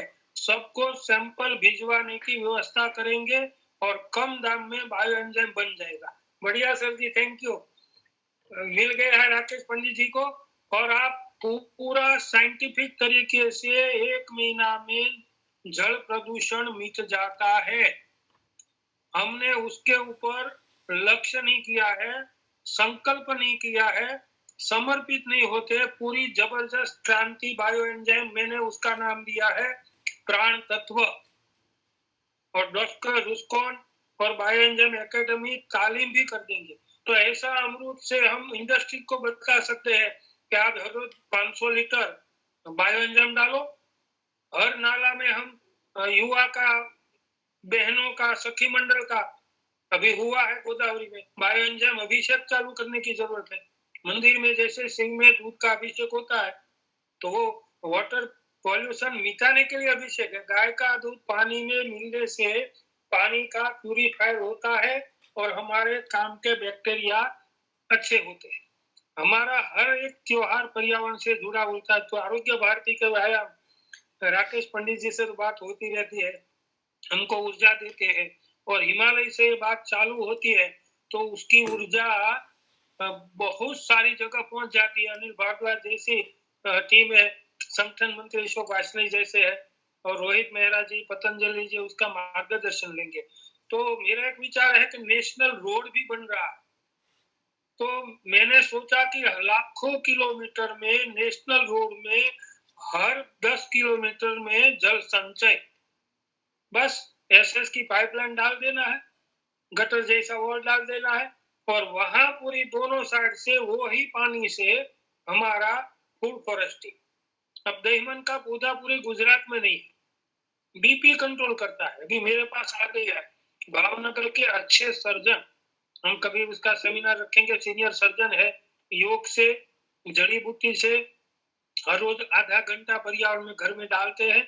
इसलिए हमने तुलसी की पूजा रखी है। तो हमको, हमारी नई पीढ़ी को और सबको पर्यावरण में आरोग्य भारती के आयाम में आधा घंटा जुड़ना चाहिए। नहीं तो हमारी नई पीढ़ी कत्ल खाना में जाने के लिए हम अपने हाथों से वहां भेजने की तैयारी जीडीपी लेने में कर रहे हैं, सेब के जंगलों बना के कर रहे हैं। तो हम, हमारे पास विरासत है, हमारा एक तो ऐसा जंगल होना चाहिए कि जहां पूरी हमारी जो ऋषि मुनि का अरण्य है वो सीक्रेट होना चाहिए, और ये सब कुछ देगा, मेडिसिन भी देगी, कोरोना भी भगा देगा, प्रदूषण भी भगा देगा। अभी मेरी ट्रायल चल रही है प्लास्टिक को पिघालने की जड़ी बूटी के आग से, बायो एंजाइम से, देखता हूँ सफलता मिलेगी। तो जगतार से जीता जैसे आरोग्य के बड़े अच्छे रिजल्ट जड़ी बूटी से लेने वाले, वहां हमने जितने भी सीड भेजे सब उसने उगाए, जितने भी भेजे और बांटे। मैं आपको एक ही बात का एग्जाम्पल देता हूँ। मेरे पास दो चेन्नई से मेरी फेसबुक बहन है, उसने 2 पिंक अपराजिता का बीज भेजा, मैंने लगाया, दूसरे दिन मैं गिफ्ट दे देता हूँ, दूसरे में फूल नहीं आया। मैंने रुद्राभिषेक का पाठ चालू किया, दूसरे दिन 3 फूल आए, बीज बने। पूरे भारतवर्ष में एक साल में मैंने 1 लाख बीज बांट दिए। सिर्फ 2 फुट की जगह की बात करता हूँ। सफेद पलाश भी है, हाड़ जोड़ भी है, किरायता भी है, मूसली भी है, हार सिंगार भी है, सफेद पलाश भी है। 3 फुट में मियाबाकी फॉरेस्ट है, 45 पौधे हैं, 2x6 की कैप्सूल। तो बच्चों को उसमें जुड़ना चाहिए। सुबह में 5 मिनट सूर्य अभिषेक करके वन देवी की उपासना, तो मैं उसको वन देवी की उपासना मानता हूँ।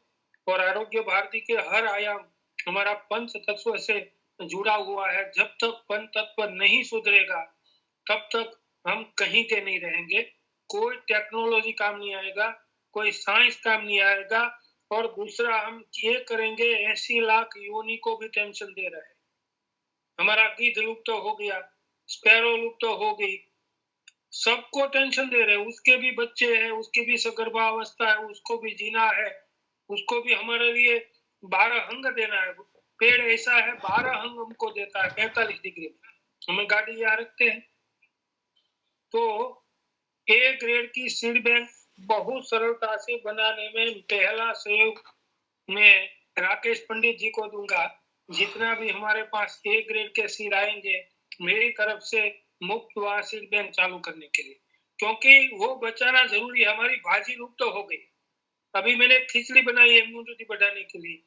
अभी बोलता हूँ 6 प्रकार की भाजी हमने डाली है, 7 मिलेट डाला है, और पूरी ट्रेडिशनल पद्धति से वो खिचड़ी बनाई है, लैब टेस्ट करवाए, 90% कैल्शियम आए।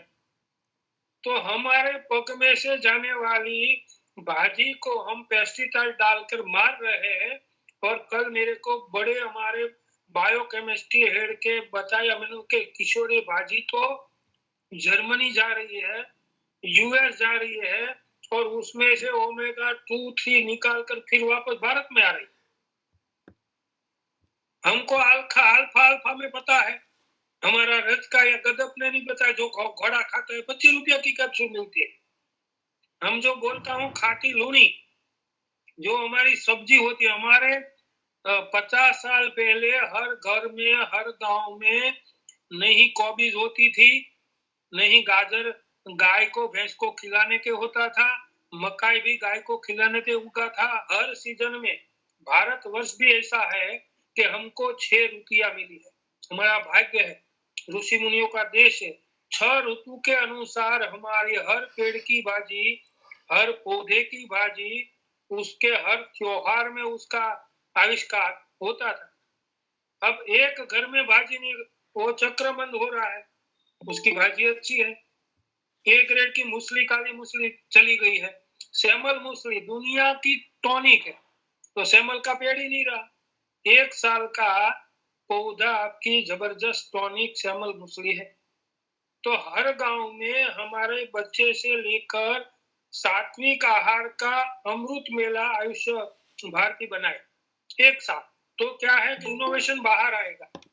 और भाजी से चाहे वो कंपनी बना ले, उसमें से जो भी कैप्सूल बने उसमें मतलब नहीं है, मगर हमारी भाजी की कीमत होगी। जो बोल रही है कि भाई हमको पहचानो, हम ऊपर से जा रहे हैं, तोड़ रहे हैं भूमि अमल की। कितना कोरोना में रिजल्ट दिया और जबरदस्त रिजल्ट है। ऐसी बहुत सारी दातुन, मैं चैलेंज होके बोलता हूं कि जितने भी जुड़े हुए हैं, आप एक साइकोलॉजिकल टेस्ट लेना। 15 साल में 1% ने ही दातुन नहीं किया है। हर घर में डेंटिस्ट रूट कैनाल में 50,000 15 साल में लेते हैं और ले भी गए होंगे। गुड़गांव की अच्छी कंपनी 100 रुपया में 7 नीम के दातुन बेच रहे हैं। बहुत सारी रोजी भी थी, पेड़ कटना नहीं था। नीम के दातुन, अपामार के दातुन, औदुंबर के दातुन, बबूल के दातुन, बहुत सारे दातुन जो हमारे भाव प्रकाश में है। एक दातुन आपकी सीमेंट पुड़ती है, एक आपका जीवाणु निकालती है, एक में और काम करती है। भूल गए हैं क्योंकि नीम का दातुन जैसे भी करो 5 मिनट में आपका गला का कफ निकल जाएगा। बच्चे को पता नहीं। अच्छी उत्तर बुनियादी शाला में मेरा लेक्चर था, गांव की लड़कियां थी, एक भी लड़की दातुन नहीं करती थी। कोई टीम लगाया है, मैंने 1 लाख करंट की बुक बांटी और 500 लोगों को 1 महीने में दांत का कीड़ा खत्म हो गया। अब एक प्रयोग करना जैसा है, कंटकारी आती है भटकटिया, उसके बीज ले लो, थोड़ा अंगारे में 5 बीज डालो, छोटा सा बर्तन में नली लेके उसके मुंह में धुआं डालने दो, आपके सामने उसकी जितनी भी ईयड़ है वो निकल जाएगी। काम करती है। हमने उसको और तरीके से डाल दिया, जैसे हमारे कठपुतली वाले थे, उसको और अलग डाल दिया, वो ये है गलत है ये है। तो हमारी बहुत सारी ज्ञान मुखपाट वाला, हाँ उसको विज्ञान के चाचा जाए। तो हर गांव में आयुष्मान जलपेय केंद्र, सात्विक आहार केंद्र, हर पर्यावरण के आधार पर आपको कभी ऐसी जड़ी बूटी मिल जाएगी कि जो हमारे शरीर के लिए काम की। इसी आदिवासी पास के भी बड़ी संस्कृति पड़ी है और जंगल में रहते थे। कोई सीजरियन डिलीवरी वहां नहीं होती थी, मैंने देखा था 40 साल पहले। बहुत सारी दवा होती थी। बिच्छू करड़ गया, निर्मली का बीज है, प्रयोग हमने किया कि सारा बिच्छू का जहर निकल जाता है। हमको प्राथमिक उपचार में करना है 15 मिनट में 108 की तरह, फिर हॉस्पिटल में। तो बहुत सारे ऐसी चीजें हमको उजागर करके हमारा योग भी अच्छा होगा, तबीयत भी अच्छी होगी। और सबसे आशा ये है कि हमारे बच्चे को कत्ल खाने के सामने रुकने की जरूरत है। नई पीढ़ी मरने वाली है, लिखना है तो लिख लो। हम तो पागल की तरफ लगे हैं और आखिरी दम तक लगे रहेंगे। राकेश पंडित जी के साथ, आरोग्य भारती के साथ, पूरे आयाम को हर श्वास में हमारा चालू है। हमारी पूरी रूम भरी है, बायो एंजाइम पड़ा है, दुनिया के बीज है, 2 फुट की जगह है पलंग में, और मैं बताता नहीं हूँ। ऐसा आपको रिक्वेस्ट है, सबको बायो एंजाइम आप मांगो, मिल जाएगा। आपने अच्छी तरह से सुना, आरोग्य भारती का मैं आभार व्यक्त करता हूँ। धन्यवाद। बहुत बहुत धन्यवाद। सादर प्रणाम सर। धन्यवाद किशोर अनमोल जी। ज्ञान है जी। बहुत ही सुंदर वक्तव्य आपका। मैं भी ये समझता हूँ कि बायोएंजाइम के ऊपर सबको कार्य करना चाहिए, इसका प्रयोग करना चाहिए, और इसका जो भी है इसका उपलब्ध करवाने का तरीका जो है वो आपसे संपर्क करके सब लोग बना सकते हैं, बातचीत करके इसका तैयार कर सकते हैं। क्योंकि टॉक्सिक मटेरियल का प्रयोग हम अपने अपने घरों में ना करके अगर बायोएंजाइम का प्रयोग करें तो बहुत सारी व्याधियों से बच सकते हैं और एनवायरनमेंट को हम अपना शुद्ध बना सकते हैं। अब मैं निवेदन करूंगा डॉक्टर राकेश पंडित जी से के अध्यक्ष उद्बोधन के लिए हमारे समक्ष उपस्थित हों। डॉक्टर राकेश पंडित जी। सभी को नमस्कार। आज के इस पर्यावरण एवं मानव स्वास्थ्य विषय के ऊपर आयोजित वेबिनार में हमारे मार्गदर्शक डॉक्टर अशोक कुमार वार्ष्णेय जी आज के इस कार्यक्रम में मुख्य वक्ता के रूप में बहुत अच्छी बातें जिन्होंने बताई, श्री रोहित मेहरा जी, मेरी सहयोगी डॉक्टर अनुराधा नरवाणे जी नासिक से, डॉक्टर दीपक कुमार जी जो मेडिसिन प्लांट्स का कार्य देखते हैं दिल्ली से, किशोर भाई भट्ट जो कि जैसे इन्होंने पागल शब्द कहा, मैं पागल तो नहीं कहूंगा, पंजाबी क्योंकि मैं पंजाब उत्तर भारत से हूं तो हमारे यहाँ शब्द प्रयोग करते हैं इश्क हो जाता है, तो इनको भी इश्क हो गया है अपने काम से, पर्यावरण से और प्रकृति से। तो जब ऐसी स्थिति आती है तो आदमी सब कुछ भूल के किसी काम में लग जाता है। तो ऐसे पुरुष जब हमारे जुनूनी शब्द है, जुनूनी। हाँ, जुनूनी शब्द भी है। हाँ जी, जी जी जी। तो इस तरह से जब कार्य करने के लिए लोग जुड़ जाते हैं तो वो कार्य पक्का सफल होगा, इसमें कोई शंका नहीं है। हमारे साथ ऐसे बहुत से लोग समय समय पर जुड़ते हैं आरोग्य भारती के अलग अलग कार्यक्रमों में, और ये एक ऐसा प्रवाह है जो आगे चल रहा है। इस लक्ष्य को लेकर हम काम कर रहे हैं कि जो भी व्यक्ति है हमारे देश का है, व्यक्ति स्वस्थ होगा, उसका परिवार स्वस्थ होगा। जब परिवार स्वस्थ होगा तो पूरा समाज, उसका जो गांव है, उसका मोहल्ला है, उसका नगर स्वस्थ होगा, और अल्टीमेटली हमारा जो देश है वो भी स्वस्थ होगा। इस लक्ष्य को लेकर आरोग्य भारती काम कर रही है। तो पर्यावरण एक बहुत ही महत्वपूर्ण अंग है हम मानव स्वास्थ्य का। वैसे हमारे पूर्व के वक्ताओं ने कहा है कि पर्यावरण में सभी जीव जंतु, कीटाणु, जीवाणु, विषाणु, पेड़ पौधे सब कुछ आते हैं, मनुष्य भी उसका एक छोटा सा हिस्सा है। लेकिन हम प्रगति के नाम के ऊपर, हम विकास के नाम के ऊपर हमने सब चीजों को एक तरह से अपनी बपौती समझ लिया है, उसके ऊपर हमने कब्जा कर लिया है, और धीरे धीरे अपने क्षणिक सुख के लिए, थोड़े समय के सुख के लिए हम प्रकृति का अंधाधुंध दोहन करके, उसका विनाश करके हम इस पृथ्वी को, इस पूरे अंतरिक्ष वातावरण सबको नष्ट करने में जुट गए हैं। जिसका नतीजा हम देखते हैं, समय समय पर प्रकृति अपना रुद्र रूप दिखाती है, कभी सुनामी के तौर पे, कभी जो क्लाइमेट चेंज का हम देख रहे हैं आजकल हो रहा है, काफी प्रभाव उसका देखने को मिल रहा है। कभी बहुत सारी ऐसे नए नए बीमारियां आती हैं, कोरोना अभी गया नहीं है पूरी तरह से, अभी घूम रहा है चारों तरफ। तो ऐसी बीमारियां जिसने मनुष्य को एक तरह से बेबस कर दिया है कि आपकी कोई औकात नहीं है, यदि आप प्रकृति से छेड़खानी करोगे तो आपको ये सब भुगतना पड़ेगा। और इस तरह की और भी बीमारियां, अभी कोरोना तो गया नहीं, उधर से जीका वायरस के कारण भी बहुत परेशानी उत्तर प्रदेश और दिल्ली जैसे क्षेत्रों में होनी शुरू हो गई है। तो मैं कहने का भाव ये है कि मनुष्य का स्वास्थ्य जो है वो प्रकृति के ऊपर निर्भर है, प्रकृति भी मनुष्य के ऊपर निर्भर है। यदि हम प्रकृति को विनाश करने के काम करेंगे तो प्रकृति का जो संतुलन बिगड़ जाएगा, उसका संतुलन बिगड़ेगा तो मनुष्य का स्वास्थ्य बिगड़ेगा, मनुष्य का जीवन बिगड़ेगा, मनुष्य की अर्थव्यवस्था बिगड़ जाएगी, यहाँ तक कि जो प्रगति है वो सब बिगड़ जाएगी। क्योंकि प्रकृति का, पर्यावरण का, जो हमारे आसपास का जो भी वातावरण है, उसका प्रभाव मनुष्य के हर एक जीवन के पहलू के ऊपर पड़ता है। जन्म से लेकर मृत्यु पर्यंत उसके रहन सहन, उसके खान पान, उसकी शक्ल, उसके जीन्स का करैक्टर, उसकी कार्य प्रणाली, उसकी कार्य क्षमता, उसकी रोगों से लड़ने की क्षमता, ये सब प्रकृति और पर्यावरण के ऊपर निर्भर है। यदि हम पर्यावरण का सम्मान नहीं करेंगे तो पर्यावरण हमको हमारी औकात दिखाता है, पहले भी और आगे दिखाएगा, अब तो और गंभीरता से आ रहा है। अभी कल ही मैं एक समाचार पढ़ रहा था, क्लाइमेट चेंज के कारण एक रोगी की मृत्यु हुई, डॉक्टर्स ने पहली बार डिक्लेयर किया है। उसके बाकी सब कारण उन्होंने रूल आउट किए। उन्होंने ये कहा कि जो क्लाइमेट में चेंज हो रहा है, प्रकृति अपना स्वरूप बदल रही है, जो ग्लोबल वार्मिंग हो रही है, उसके कारण जो दुष्प्रभाव पड़े हैं, उसके कारण इस व्यक्ति का जो मृत्यु हुई है। तो एक पहला केस है, हालांकि पहले तो अनडायग्नोज तो बहुत सारे रहे होंगे।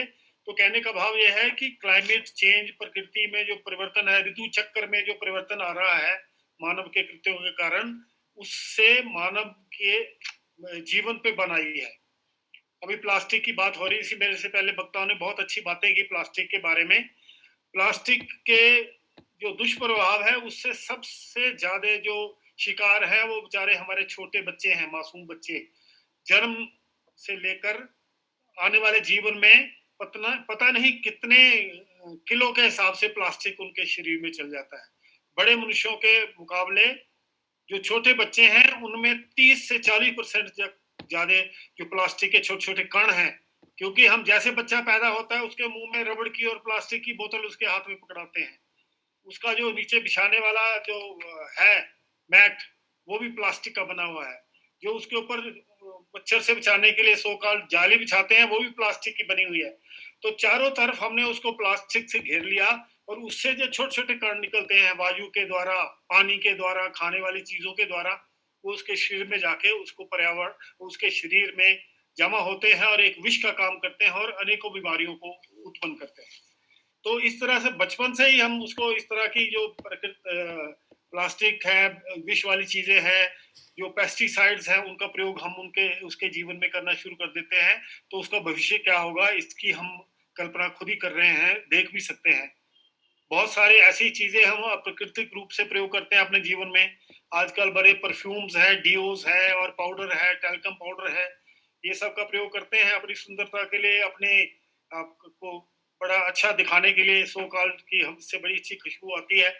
लेकिन जाने अनजाने में हम बहुत सारे विष, ऐसी पॉइजनस गैसें और केमिकल अपने शरीर के अंदर डाल रहे हैं जो कि कैंसर तक का कारण बनती है। ये टैल्कम पाउडर लगाते हैं जिसको वो महिलाओं में ओवेरियन कैंसर का बहुत बड़ा कारण माना गया है। इसी तरह जो हम परफ्यूम या डिओज लगाते हैं, जब हम खासकर इस एरिया में लगाते हैं जहाँ पसीना ज्यादा पड़ता है, तो यहाँ पर लिम्फ नोड्स होती हैं जिसके माध्यम से वो अंदर जाके महिलाओं में स्तन कैंसर का कारण बनता है। तो कहने का भाव ये है कि जो पर्यावरण का यदि हम सम्मान नहीं करेंगे, यदि हम विष युक्त चीजों का प्रयोग करेंगे, जो प्राकृतिक चीजों से दूर रहेंगे, तो हम कहीं ना कहीं बहुत सारी गंभीर से गंभीर बीमारियों की जकड़ में आ जाएंगे। ऐसे मेरे जो आने से पहले वाले जो हमारे वक्ता थे, बहुत अच्छी उन्होंने जानकारी थी, वो इस विषय के विशेषज्ञ भी हैं। तो जैसे अभी बात चल रही थी बायो एंजाइम्स की, तो मैं आपको बताना चाहूंगा हिमाचल प्रदेश में भी हमने ये बायो एंजाइम्स का ये शुरू कर दिया है। तो बायो एंजाइम एक ऐसा एंजाइम है जो भी हमारे घर आसपास जो बची हुई सब्जी होती है, मान ली हमने सेब खाया उसके छिलके बच गए हैं, हमने अमरूद खाया उसका कुछ मटेरियल बच गया है, ऑर्गेनिक मटेरियल बच गया है, हम पान खाते हैं पान के पत्ते बच गए हैं, हमें नींबू है, कुछ भी जो ऑर्गेनिक चीज हम दाल सब्जी खाते हैं उसको हम पानी में डालेंगे और उसका प्रोसेसिंग करके 20-21 दिन के बाद एक तरह का ये एंजाइम बन जाता है। एंजाइम ऐसा है जो कि हर एक प्रकार की गंदगी को साफ करता है। जितने इम्प्योरिटीज पानी में हो जाती हैं, चाहे वो घुलनशील है या सस्पेंडेड पार्टिकल्स है, बैक्टीरिया है, वायरस है, जीवाणु कीटाणु है, उन सबको नष्ट करता है। यदि हम शुरू करें अपने घर के आसपास को छोटा तालाब है, बावड़ी है, उसमें से शुरू करें, देखेंगे धीरे धीरे हमको इतने अच्छे परिणाम मिलेंगे। और क्योंकि आजकल सब पढ़े लिखे हैं और सुविधाएं उपलब्ध है हमारे पास, यदि हम किसी जगह इस पानी को साफ करने के लिए प्रयोग करते हैं, उसका पानी को टेस्ट कराइए आप, आजकल लैब्स उपलब्ध है, आप देखेंगे कि बहुत ही चमत्कारिक और रिमार्केबल आपको इफेक्ट मिलेगा इसका। तो छोटी छोटी बातें हैं पर्यावरण को शुद्ध करने के लिए। आरोग्य भारती का एक बहुत अच्छा आयाम है जो कि धीरे धीरे इसको हम विस्तार कर रहे हैं। तो पर्यावरण पानी शुद्ध करने का भी है, मिट्टी शुद्ध करने का भी है, विष मुक्त खेती का भी है, वायु को भी शुद्ध करना है, साउंड पोल्यूशन जो होता है उसको भी रोकना है। तो ऐसे अनेकों उपाय हैं जिसके ऊपर बारी बारी से हम चर्चा कर रहे हैं। पिछली बार हमने सीड बॉल के ऊपर की थी, हमने जो पोषक वन है, न्यूट्री गार्डन है, हमने जंगल, हमने देखा है कि जंगल खड़ा हो गया जिससे टोटल जो वहां पर फल और सब्जियां और कंद मूल होते हैं, जिससे कि माल न्यूट्रिशन जैसी गंभीर समस्या को भी हम रोक सकते हैं, उसका उपाय कर सकते हैं। इसी तरह बायो एंजाइम्स हो गया, सीड वॉल्स हो गया, वायु प्रदूषण का हो गया। तो एक तरह से हमने एक प्रवाह प्रारंभ किया है। आप सब लोग बड़ी अच्छी संख्या में जुड़े हैं और फेसबुक लाइव पे भी इस कार्यक्रम को देख रहे हैं। आगे भी भविष्य में हम पर्यावरण से जुड़े हुए कार्यक्रम करते रहेंगे। अब तो धीरे धीरे जैसे कोरोना समाप्त होगा तो एक्चुअल तौर पे भी लोगों के बीच जाके भी इस कार्यक्रम को करेंगे। आप सब लोग हमारे कार्यक्रम में आए। आरोग्य भारती हिमाचल प्रदेश ने बहुत ही अच्छा विषय चुना है। मैं बहुत बहुत उनको बधाई देता हूं कि नियमित तौर के ऊपर वो आरोग्य से जुड़े हुए और पर्यावरण से जुड़े हुए विषयों के ऊपर इस तरह के वेबिनार और संगोष्ठियां करते रहते हैं। ये आज के वक्ता थे, उन्होंने बहुत अच्छे ढंग से इस विषय को समझाया है। और किशोर भट्ट जैसे जो धरती के ऊपर काम करने वाले लोग हैं, उनके मार्गदर्शन से मुझे लगता है कि हम लोगों में भी प्रेरणा आएगी और हम भी कहीं ना कहीं अपना एक छोटा योगदान इस पर्यावरण को शुद्ध करने के लिए और मनुष्य के स्वास्थ्य को ठीक करने के लिए हम दे पाएंगे। इसी आशा के साथ मैं अपनी वाणी को विराम देता हूँ। धन्यवाद। धन्यवाद राकेश जी, बहुत ही सुंदर बातें आपने बताई। क्लाइमेट चेंज के कारण मनुष्य के ऊपर बहुत सारी व्याधियों का आक्रमण होता है, क्योंकि जैसे कि आपने कहा कि मनुष्य का स्वास्थ्य प्रकृति पर निर्भर है, जो वाइस वर्षा है। बहुत ही ज्ञानवर्धक बातें इसके ऊपर आपने हमारे समक्ष रखी। हम सभी इस बदलाव का अनुभव, लगता है कि सभी इस बदलाव का अनुभव कर रहे होंगे। इसीलिए हमें अपनी प्रकृति को बचाने के लिए थोड़ा थोड़ा योगदान किसी न किसी रूप में करते रहना चाहिए। इसके कारण बहुत बड़ा बदलाव प्रकृति में हमें देखने को मिल सकता है। जैसे कि अभी श्री रोहित मेहरा जी ने कहा कि केवल एक वर्टिकल गार्डन लगाने के कारण उनके अपने कार्यालय में 75% के एयर क्वालिटी इंडेक्स में प्रभाव हुआ। कितना अच्छा उन्होंने इस बात को हमारे समक्ष रखा। तो इसी प्रकार छोटे छोटे योगदान करके हम अपनी प्रकृति के बदलाव में, प्रकृति को बचाने में हम अपना योगदान कर सकते हैं। अब हम कार्यक्रम के अंतिम पड़ाव की ओर बढ़ रहे हैं। हमारे साथ डॉक्टर कुलदीप जी, जो कि प्रांत आरोग्य भारती के प्रांत के कोषाध्यक्ष हैं, वो हमारे साथ जुड़े हुए हैं। मैं डॉक्टर कुलदीप जी से निवेदन करूंगा कि अपने आप को अनम्यूट करें और हमारे आज के सभी वक्ताओं का धन्यवाद ज्ञापित करेंगे। श्री कुलदीप, डॉक्टर कुलदीप जी। सभी को नमस्कार। हिमाचल प्रदेश आरोग्य भारती के आयाम की तरफ से मैं सबसे पहले हमारे राष्ट्रीय अध्यक्ष डॉक्टर राकेश पंडित जी, हमारे राष्ट्रीय संगठन सचिव हैं डॉक्टर अशोक वार्ष्णेय जी, और आज के जो मुख्य वक्ता रहे डॉक्टर राकेश मेहरा जी, श्री नंदकिशोर भट्ट जी, रिनोन्ड एनवायरमेंटलिस्ट हैं, उनका, और जो सभी इस वक्त इस चर्चा में जुड़े हुए हैं, उनका मैं हार्दिक धन्यवाद करता हूं। आज का जो विषय था वो बहुत बढ़िया था। बहुत सारगर्भित तरीके से सभी वक्ताओं ने अपने वक्तव्य रखे। हमें बहुत कुछ सीखने को मिला और आशा करता हूं कि आने वाले समय में भी आप सभी का मार्गदर्शन और सहयोग इसी प्रकार मिलता रहेगा। जो आज का विषय चुना गया था वो बहुत ही बढ़िया है। एक चीज और नोट करने वाली मुझे जो लगा इस विषय में, कि जो हमारे जो एनवायरनमेंट है वो फिजियोलॉजिकल के साथ साथ साइकोलॉजिकल चेंजेस भी लाता है हमारे शरीर में। अगर हम नोट करें कि जब पूरे दिन का तनाव होता है ना, हम आसपास निकल जाते हैं जहाँ ग्रीनरी होती है, जहाँ का माहौल अच्छा होता है, जहाँ का वातावरण स्वच्छ और सुंदर होता है, तो वो हमारे शरीर के तनाव को बिल्कुल खत्म कर देता है। तो फिजियोलॉजिकल के साथ साथ, जैसे राकेश पंडित सर ने बताया कि जेनेटिक म्यूटेशंस हमारे शरीर में होनी शुरू हो गई हैं। निश्चित तौर पे अगर हम, जैसा हमारे वक्ताओं ने हमें मार्गदर्शित किया कि किस प्रकार से हम अपने आसपास के वातावरण को शुद्ध रख सकते हैं, स्वच्छ रख सकते हैं, और उसको किस प्रकार से इम्प्रूवाइज कर सकते हैं, किस प्रकार उसको इम्प्रूव कर सकते हैं, तो मैं आशा करता हूं और सभी से निवेदन करूंगा जो हमारे इसमें जुड़े हैं, आयाम में जुड़े हैं इस वक्त मीटिंग में, कि जो भी हमने सीखा है उसको हम फील्ड में उतारेंगे और बाकियों को भी प्रेरित करेंगे। तो इन्हीं शब्दों के साथ आरोग्य भारती हिमाचल की तरफ से मैं आप सभी का एक बार फिर से हार्दिक धन्यवाद करता हूँ। नमस्कार। धन्यवाद। बहुत सही सर, सबको सादर प्रणाम। सब कृति मिश्रा कुछ बोलना चाह रही हैं, बोलिए। मैं तुम जल्दी 1-2 मिनट में बोल दीजिए अपनी बात। जी सर, बहुत अच्छा लगा। मुझे भी लगता है, मैं भी कुछ पौधे लगाती हूँ, जैसे अपने घर में मिर्चा लगा ली, धनिया की पत्ती लगा ली। उसको लगाने के बाद मन में बहुत खुशी मिलती है सर, बहुत अच्छा लगता है। और बिना खाद का हम उगाते हैं, अपने गांव में भी जाते हैं तो बोलते हैं कि घर में बहुत सारे चीज, जैसे बैगन हो गया, तो छोटे छोटे चीजें सर हमेशा बिना खाद की होती है। तो हम भी बहुत खुश हैं, बहुत अच्छा लगा। हम अपने आस पड़ोस, गांव, मायके, ससुराल हर जगह बोलते हैं कि रासायनिक खाद को त्यागो, जैविक खाद अपनाओ, और स्वस्थ गांव रहेगा तभी समाज और राष्ट्र स्वस्थ होगा सर। बहुत अच्छा लगता है, मैं बहुत उतारती हूँ जीवन में अपने। बहुत अच्छा, बहुत बहुत धन्यवाद, सबका बहुत आभार है। हमारे साथ सुधीर प्रसाद जी जुड़े हैं बिहार से, समस्तीपुर से, जो कि औषधीय पौधों की खेती में बहुत उनका एक्सपर्टाइज है, बीज भी बहुत बांटते हैं वो। अगले सेमिनार में उनको भी हम आमंत्रित करेंगे एक वक्ता के नाते, क्योंकि उनका ग्राउंड लेवल पे, फील्ड लेवल पे काम करने का बहुत अच्छा अनुभव है।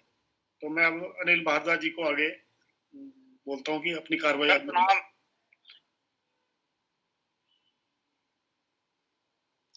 धन्यवाद डॉक्टर कुलदीप जी। अब मैं अंतिम प्राप्त की ओर बढ़ते हुए हमारे साथ डॉक्टर दीपाली गौतम जी जुड़ी हैं ऊना से। डॉक्टर दीपाली से निवेदन करूंगा कि वो मंच पर उपस्थित हों, अपने आप को अनम्यूट करें और शांति मंत्र का पाठ करने के पश्चात इस कार्यक्रम को हम समाप्त करेंगे। डॉक्टर दीपाली।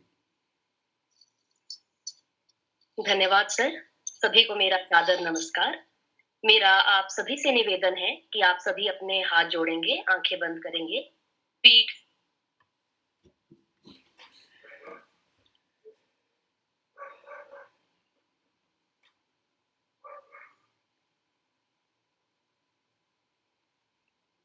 शायद सिग्नल चला गया इनका, आवाज नहीं आ रही सर।